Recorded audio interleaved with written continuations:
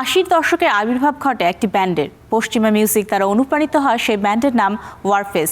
এই ৪২ বছরের যাত্রায় দর্শকপ্রিয়তা পাওয়ার পাশাপাশি নানা চড়াই উতরাই দিয়ে পার হয়েছে ব্যান্ডটি।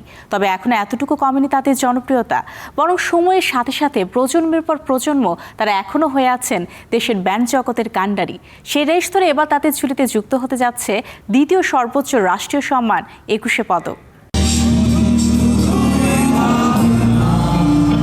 ৮০ দশকের একদল স্বপ্নবাজ কিশোর, স্কুল বয়সী গান আর গিটারে যারা স্বপ্ন বুনছিল।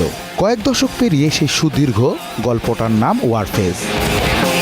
প্রথমে হেভি মেটাল ঘরানার ব্যান্ড, সময়ের হাত ধরে যা হয়ে ওঠে বাংলাদেশ ব্যান্ড সংস্কৃতির অবিচ্ছেদ্য অংশ, যাদের হৃৎপিণ্ডে অনুপ্রেরণা ছিল বিশ্ববিখ্যাত ব্যান্ড ব্ল্যাক সাবাথ আর আয়রন মেইডেন। ওয়ারফেজটা মেনলি ফর্ম করে মীর, কমল, হেলাল, বাপ্পি, নাইমুল, ওরা ফর্ম করে। ওরা সবাই সেন্ট জোসেফসের ছিল। আমি পরবর্তীতে জয়েন করি কলেজে ঢোকার পর নটরডেমে। তা ওই তখন আসলে একটা ৮০ দশকে রক মিউজিকের উন্মাদনা চলছিল বিশ্বব্যাপী। তো ওইখান থেকেই ওদের মনে একটা রক মিউজিক করব, ওইভাবে চিন্তাভাবনা করে ব্যান্ডটা ফর্ম করা হয়। এক দশক পর ওয়ারফেজ নামেই প্রথম স্টুডিও অ্যালবাম, এরপর অবাক ভালোবাসা, জীবনধারা, অসামাজিক ও সর্বশেষ অ্যালবাম সত্য। ভিন্ন নামে ভিন্ন আবেগে নিজেদের স্বকীয়তা বজায় রেখে একে একে প্রকাশিত হয় ব্যান্ডটির ৮টি অ্যালবাম, যার প্রতিটি বিটে ছিল সামাজিক অসঙ্গতি, তারুণ্যের প্রতিবাদ, প্রেম, বিচ্ছেদ ও অস্তিত্ববাদের সুর।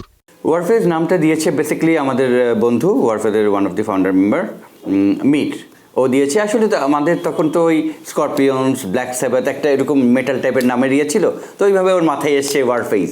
তা ওয়ারফেজ কিন্তু কোনো ডিকশনারিতে মিনিং নেই।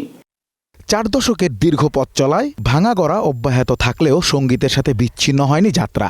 বিমোহিত প্রজন্মও ছিন্ন করেনি মিউজিকের এমন ম্যাজিক্যাল সম্পর্ক।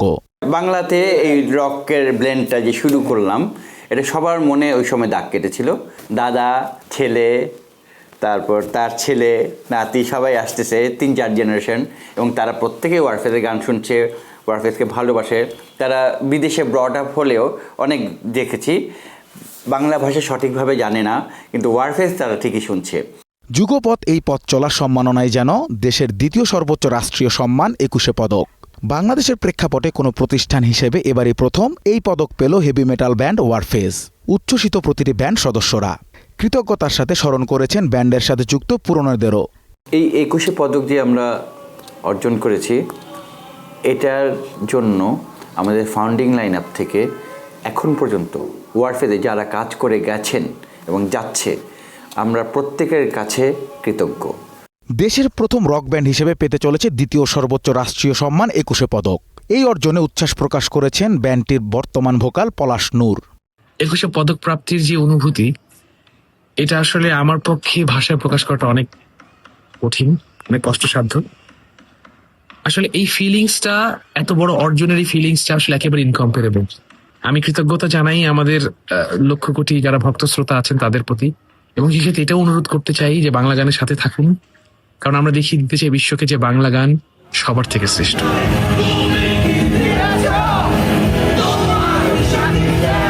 মানুষের ভালোবাসা আর রাষ্ট্রের সম্মাননা, এ যেন ৪ দশকের পথ চলার অসাধারণ এক পূর্ণতা।